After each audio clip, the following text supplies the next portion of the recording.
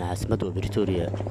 dalku wuxuu dhahaa cirifka koonfureed ee dalka qaaraddan Afrika dalkan ka hadlaynayo waa koonfur Afrika markaad maqasho koonfur Afrika waxaa kugu soo dhacaya dhibaatooyinka lagu geysto Soomaalida iyo waliba dhibka boobka iyo rafaadka ku haya dadka ajaanibta ah ee ku nool dalkani tiraaca man lama hayo Soomaaliya oo ku nool balse waxaa lagu sheegaa ilaa 670 kun oo Soomaaliya inay u soo haajirtay isla markaana ay ka soo shaqo doonatay dad badan oo Soomaaliya ayaa naftooda ku waayay qaar ayaa hantidooda ku waayay qaarna dhaawacyo halis ayaa ka soo gaaray oo ay la dhiban yihiin ilaa hadda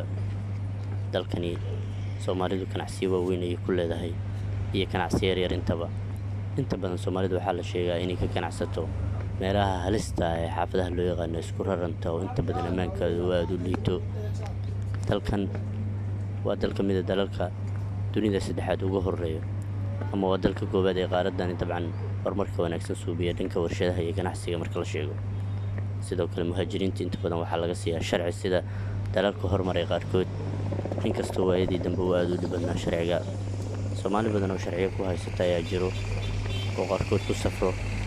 sharciyada ay haystaan qaarna sharciyada wadaniga ay dalkan ay heleen ay waaba codeeyaanba ilmo ayaa ku ugu dhashay waxbarasho fiicanna waa ay ka heleen diyan kala qaadna Soomaalidu waa qaybo kala duwan qaar waa iska xamaaladooda noloshooda ay ku xamaashaan qaarna ayagu xamaalanaya ay wax ku bartaan qaarna horumar wanaagsan ay ka sameeyeen oo dhaqaatiir iyo injineeriyo maxaan ku raahdaa aqoon wanaagsan ay ka siyaadsadeen ismalaha Soomaalidu inta badan dhibka uu haysto waa kuwa ku nool baadiyaha iyo meelaha isku raranka oo aadka u dhibka badan walow Soomaali kale magaalooyinka iskaga shaqaysato oo lan qabo oo ay ku jirtay joogto xaaladaha waa isbedelaan dalkuna waa wajiyo badan yahay boolisku dhib badan ay Soomaalidu ku hayaa goobaha sharciyada ay ka qaataan dhib ayaa looga hayaa tuugada leejada qaadatana dhib weyn ay ku hayaan waliba ayagoo kala duwan haddii aan kala qaadno tuugada leejada qaadato qaar leejada ay qaataan Soomaalidu ma dhibaan qaarna ayagoo qaata ay haddana dad kale hoos uga soo diraan oo Soomaalidu ay dhibaan oo ay waxyeeleeyaan oo dilaan wax yar oo qalad haddii uu dhaco waxaa qasab South Africaanku inay isku soo hiilinayaan oo dukaankaas ama meeshaas waxa ka dhacay hal mar ay ku kala tagayaan waana waxyaabaha caanka uu ku yahay dalkan Koonfur Afrika dib muuqaal guud aan ka bixino warbaahinta Koonfur Afrika ayaa lagu dhaliilaa inaysan inta badan soo bandhigin waxyaabaha dhibaatada ee loo geysto dadka ajaanibka sidoo kale dawladda ayaa lagu sheegaa inay ka kaabisay inay ka hortagdo ama isla markaana ay badbaadiso ajaanibta iyo waliba hantidooda marka ay dhacaan dhibaatooyinka iska badaa inay hantidooda badbaadiso xitaa ay guul daraysatay inay naftooda badbaadiso South Africa waxay ka mid tahay dalalkii saxiixay heshiiskii Geneva 1998 oo ahaa inay magan gelinayso qaxootiga Koonfur Afrika lacag badan ay ka sameeyaan martigelinta qaxootiga balse haddana ugama fikirta sida ay lacag uga qaadato oo dadku inta badan sharciyada ay siisa magaalada ay iska galaan qaarkoodna waa u diidaa haday rabto arrintanuna waxaa lagu sheegaa arrin ay qeyr mas'uulnimo oo dawladda Koonfur Afrika ay sameysay tan iyo South Africa markay xornimada qaadatay 30 sano ka hor 1994 ayaa waxaa soo qulqulayay dad badan oo muhaajiriin ah oo Soomaalidu ka mid ah Soomaalidu xilli hore ay dalkan soo galeen sida la sheego qaarkoodna hanti ma guurta ay ku leeyihiin walow haddana wax tixgelin aysan ku helin xaafadaha waaweyn ee Soomaalida ay degan tahay inta badan dalka Koonfur Afrika askarta iyo tuugada intaba kama dhamaadaan waa ay yimaadaan inkastoo Soomaalidu inta badan iska celiso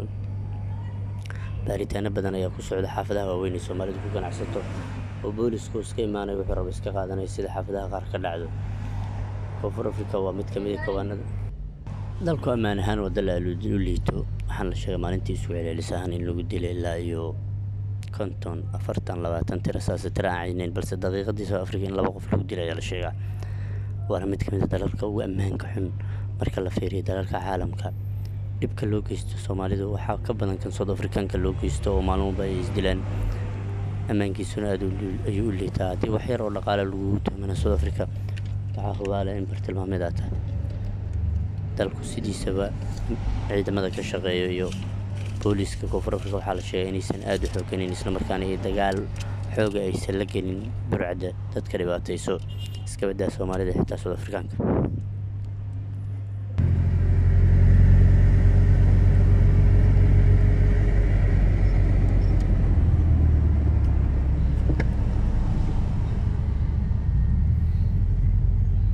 markaad wadooyinka South Africa marayso meelaha qaar waxaad halis ugu jirtaa in adigana lagu dilo baabuurkaadana la qaato oo afduubka aad ayuu ugu daran yahay dalka Koonfur Afrika waxa baabuurta lagu qaatana sidaas ay u badan yihiin sidoo kale Soomaalidu waayadii ugu dambeysay waxa ku soo batay wax la yiraahdo afduub oo South African inay afduubtaan inay madax furasho ka rabaan ama ay dilayaan balse waxa taas la sheegay inta badan inay ku lug leedahay Soomaalida oo aydan arrintaasi farmo ku samayso walow ila xaqiijin kara inaan helin haddana Soomaali badan oo ganacsatada oo la afduubtay lacag badan ayaa laga qaatay walow jiraan dad Soomaali oo arrintaas lagu tuhunsanaa Soomaali kale ay dishay waliba bartamaha xaafadaha Soomaalida lagu dhex dilay tan waa dhacdooyin isbiirsaday dhibaatooyin Soomaalidu aad loogu waxyeeleeyay dalka Koonfur Afrika barnaamijkan documentary ah maantana